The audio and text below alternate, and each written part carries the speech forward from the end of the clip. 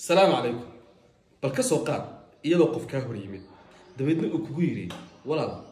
xabow barahay ama waa lunsanahay ee tilmaam maxay tahay su'aashaad weydiinayso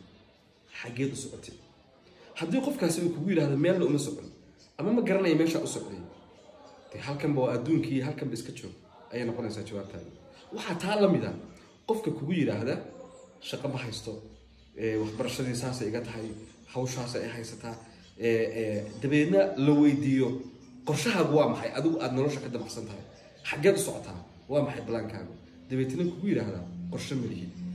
qofka ku yiraahdaa lacag ima soo gasho waxna ma haysto waxba ma qabsado wax ma barto dabeedna aad weydiiso waa maxay qorshahaagu aan qorshe lahayn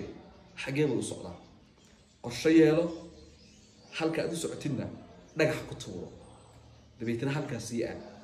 ha qoran qorshe adag iyo meel fog oo adag kaliya waxa tilmaan u dhigataa inaad bisha soo socota sanadka soo socda 6 bilood soo socota tilaabo yar aad qaadid tilaabadaasna ha noqoto mid wax ku daraysa noloshaada horumarkeeda iyo halka aad socotid